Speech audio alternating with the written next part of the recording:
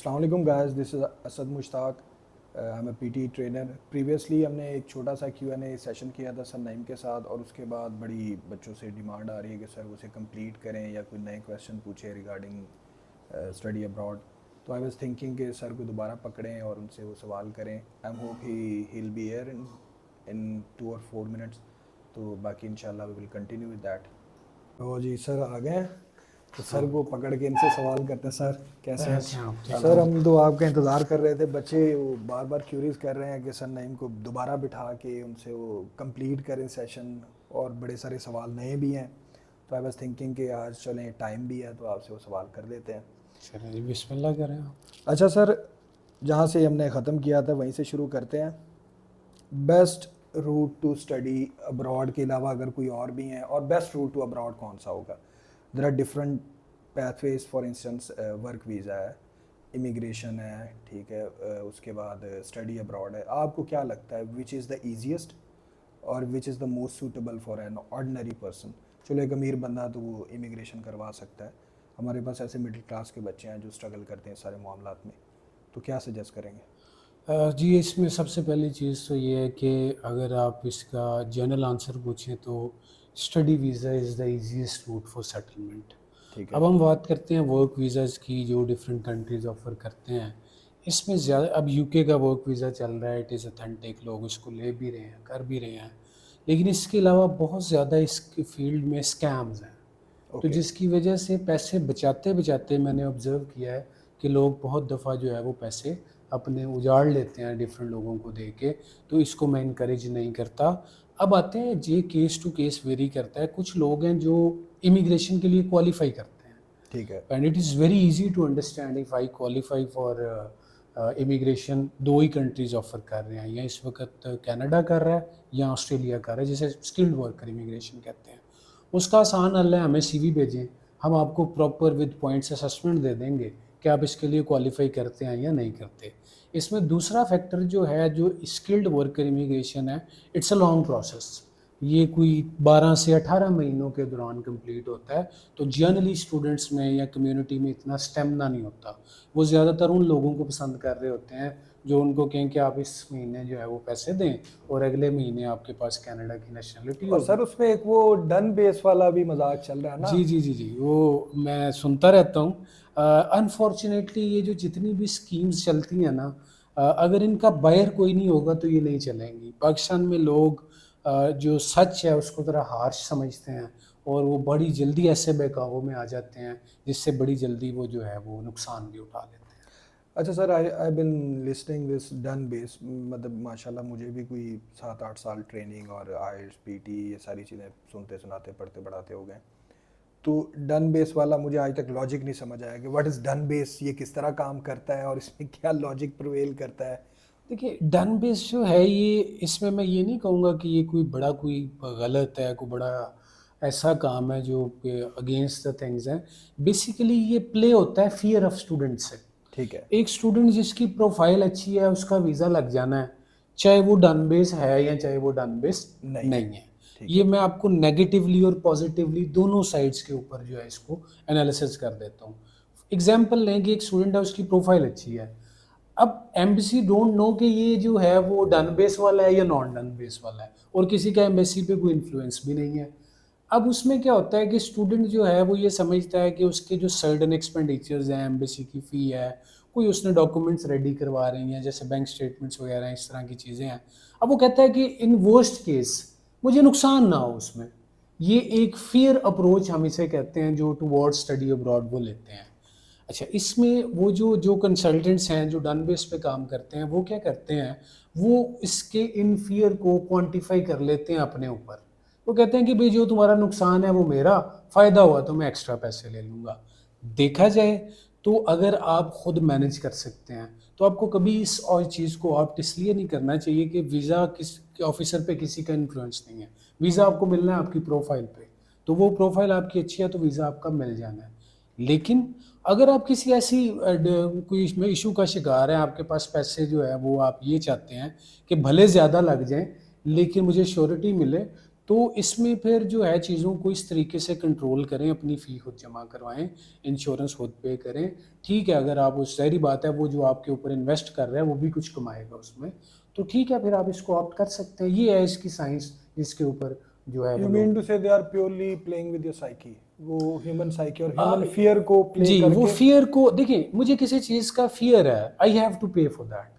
या तो बच्चे उसको पे कर देते हैं, ठीक है, और आइडियली उन्हें नहीं करना चाहिए। तो इसको मैं बड़ा इस तनाजुर में नहीं लेता कि ये कोई बड़ा ही जो है वो कोई इलेजिटिमेट काइंड ऑफ थिंग है। हाँ, अनलेस एंड अनटिल के कोई ये कह रहा है कि मेरा इन्फ्लुएंस है, मैं वीज़ा लगवा सकता हूँ। वीज़ा कोई नहीं लगवा वो सकता, फ्रॉड है। वो आपकी प्रोफाइल पे लगना है। अगर आप फ़र्ज़ कर लें कोई 3-4 लाख का खर्चा है जिसे आप कहते हैं कि मैं रिस्क फ्री खेलूँ, तो उसके अगेंस्ट 3-4 लाख आपको एक्स्ट्रा भरना पड़ेगा।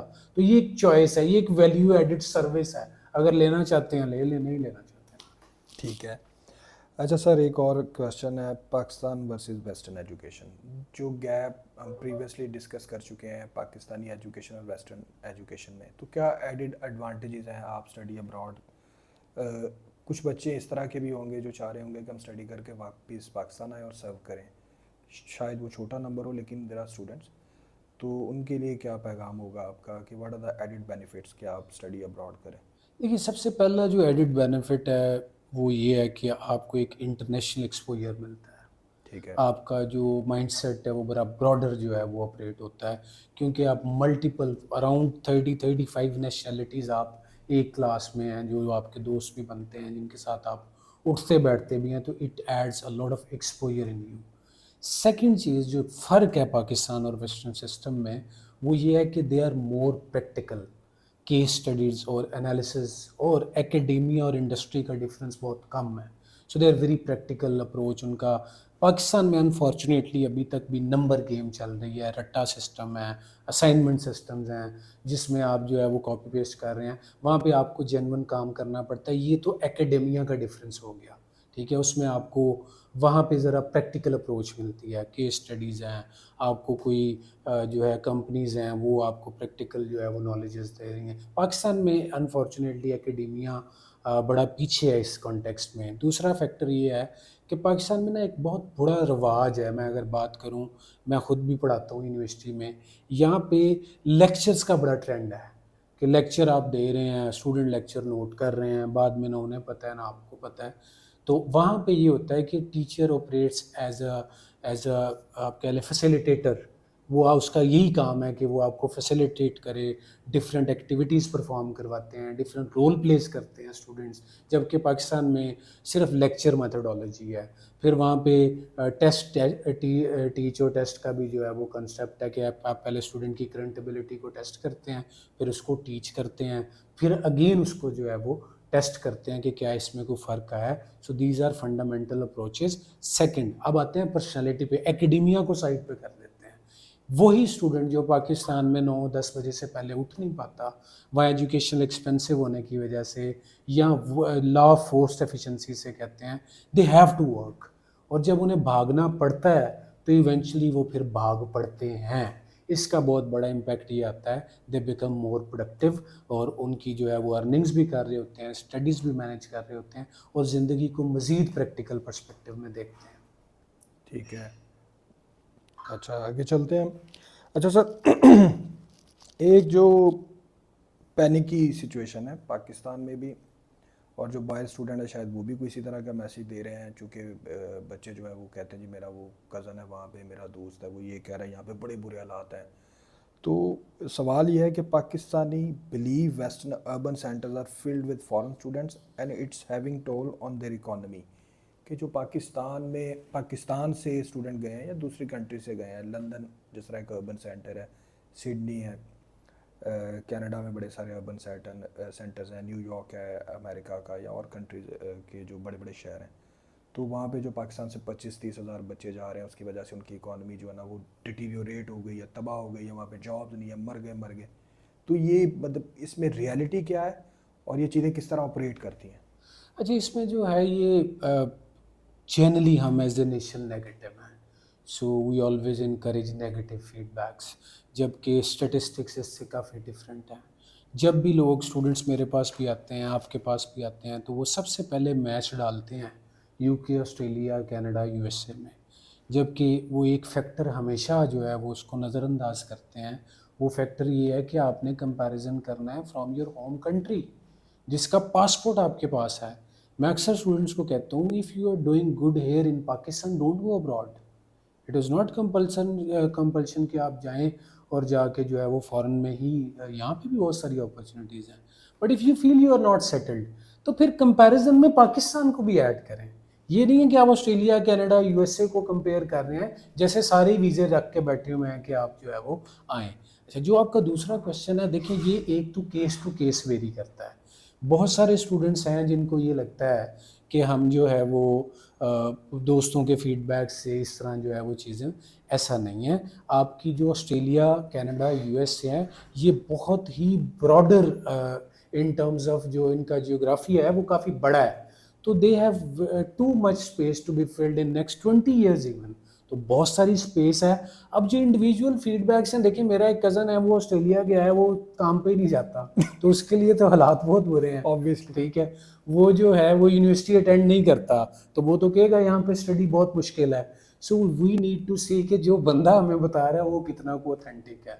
लेकिन ओवरऑल दुनिया पूरी में रिसेशन के बावजूद जो फर्स्ट वर्ल्ड कंट्री है वहाँ पे सर्वाइवल भी बहुत अच्छा है। आप अपने इर्द गिर्द भी देखते हैं जो स्टूडेंट्स बाहर गए हैं वो बड़ा अच्छा परफॉर्म कर रहे हैं। दूसरा आई विल ऐड अप, ये एक ना ढकोसला, स्पेशली जो वेस्ट में जो राइट विंग लीडरशिप है ना, ट्रम्प जिस तरह आया था पिछले दिनों, फ्रांस में एक लीडर थी वो इमर्ज हो रही थी, जर्मनी में वेस्ट राइट विंग के जो लीडर्स हैं उन्होंने प्रोपोगेट किया ये जो इमिग्रेंट्स आ रहे हैं ना, ये हमारी इकॉनमी को तबाह कर रहे हैं।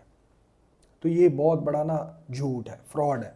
Reason being on average USA में जब एक बच्चा पैदा हो रहा है, आफ्टर बीइंग बॉर्न 17-18 साल की उम्र तक उसकी प्रोडक्टिविटी ज़ीरो, वो स्टेट को कंट्रीब्यूट कर रहा है ज़ीरो।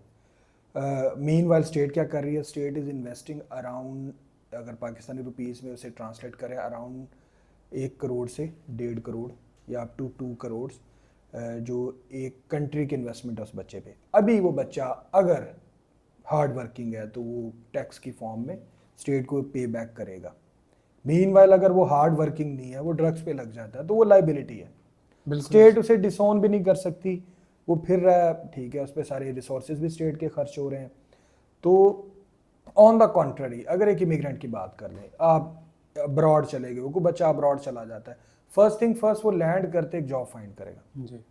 अगर उसे जब जॉब मिल जाती है तो वो राइट अवे टैक्स पे करना शुरू कर दिया। अभी उस बच्चे ने पीछे स्टेट की कोई रिसोर्सेज इस्तेमाल नहीं किए, कोई लाइबिलिटी नहीं है उसकी, अप फ्रंट वो पहले दिन से स्टेट को टैक्स दे रहा है। वर्स्ट केस सिनेरियो से जॉब नहीं मिलती, उसे पता है मैंने सर्वाइव करना, मेरी कोई फैमिली नहीं है, मेरे को पेरेंट्स का काउच नहीं है जिसमें मैं जाके बैठ जाऊंगा, ही will be doing something different, वो कोई होटल बना लेगा, कोई ढाबा बना लेगा। उससे क्या हो रहा है, उससे जॉब क्रिएशन हो रही है, उससे वो जॉब्स क्रिएट कर रहा है, नई नई जॉब्स आ रही हैं।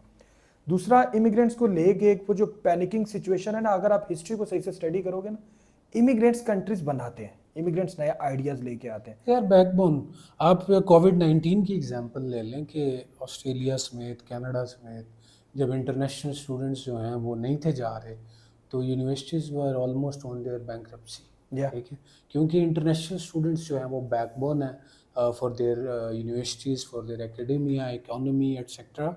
हम ये नहीं कह सकते कि they are based on this, लेकिन they it contributes a lot in their revenues.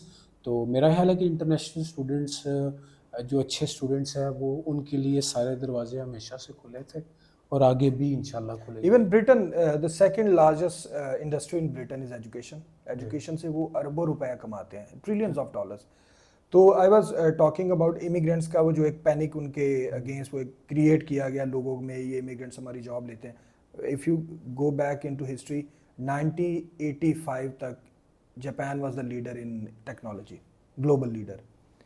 अभी उस दौर की टेक्नोलॉजी और जापान की आज की टेक्नोलॉजी कंपेयर करें तो कुछ ज़्यादा फर्क नज़र नहीं आ रहा, विच मीन्स के 35 ईयर्स ऑफ स्टेगनेशन, उन्होंने ग्रो नहीं किया। Simple reason is they never try to grow, और उनकी नए आइडियाज़ नहीं आए उनकी सोसाइटी में। उसकी वजह क्या है, जापान में सिर्फ 2% इमिग्रेंट्स हैं और वो भी बड़े स्ट्रिक्ट लॉज हैं उन पर।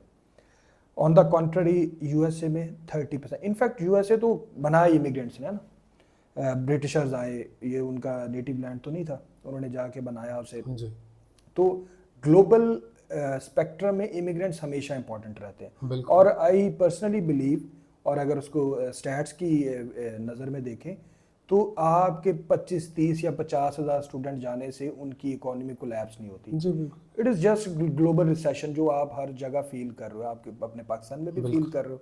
टफ टाइम है, रिसेशन आते हैं, 2009 में भी आया था, उससे पहले भी आया। So it will keep coming, मसाइल आते रहेंगे, लेकिन it is a way forward. अगर जी आप बिल्कुल। बाहर जाना चाह रहे हैं, देर विल बी, जी आई होप, अगर जी आप उसे बिल्कुल। सेकंड करें। बिल्कुल ऐसे ही। अच्छा सर, एक और क्वेश्चन है, उसके बाद फिर आपको, प्लीज। चूँकि आपकी मीटिंग्स हैं, तो the last question is main land Europe versus English speaking countries. English speaking countries से मुराद मेरा यूएसए, कनाडा, ऑस्ट्रेलिया, यूके, और अगर मैं सरफेस पे रखूं तो ऑस्ट्रेलिया और यूके। वहाँ पे क्यों जाएं और मेनलैंड यूरोप क्यों ना जाएं? देखिए इसमें जो सबसे इम्पोर्टेंट पॉइंट है वो ये है कि वी नीड टू अंडरस्टैंड कि इंग्लिश जो है it's kind of a primary language जो हम यूज़ कर रहे हैं after our own mother languages. तो उसमें भी आज तक आपको पता है जो हाल है स्टूडेंट्स का, और ये चीज़ें इस तरह से हैं। तो वहाँ पे यूरोप में survival in terms of non English community जो है वो बहुत टफ है, नंबर वन।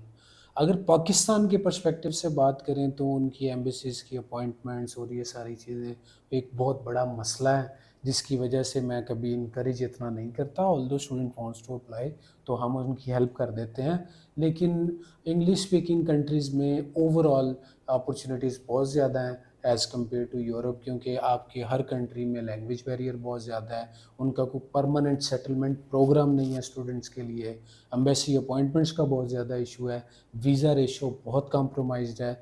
इसलिए I will always encourage go for English speaking countries, उसमें आपके प्रॉस्पेक्ट्स ज़्यादा हैं अबाउट योर और करियर। टाइम, टाइम विल भी टेक यू आपका लॉट ऑफ बचता है, टाइम। बिल्कुल। जर्मनी की मिसाल ले लें, आपको 1 साल से पहले तो अपॉइंटमेंट नहीं मिलने हाँ लगेगी, ये बहुत बड़ा मसला है। और वीज़ा तो फिर बाद की बात है ना, जी, उसमें लगेगा भी नहीं आपका लगेगा। टाइम काफ़ी ज़ाया होता है, और as a student, as an aspirant to study abroad, your time is important. आप ये ना हो कि उतनी देर में 2 सेमेस्टर कंप्लीट हो जाएं जितनी देर आप अपॉइंटमेंट्स का वेट कर रहे हैं। दूसरा, आई विल सेकंड यू, जो यूरोपियन कंट्रीज़ हैं उनमें ऑलरेडी ये जो यूक्रेन वॉर की वजह से एक बड़ा जो क्लस्टर ऑफ इमिग्रेंट जो यूक्रेन से उठ के आए हैं, उन्हें वो अकोमोडेट कर रहे हैं, तो ऑलरेडी वहाँ पे रिसेशन वो मैक्सिमाइज बिल्कुल कर गया, बिल्कुल। वो प्रॉब्लम्स बढ़ रहे हैं।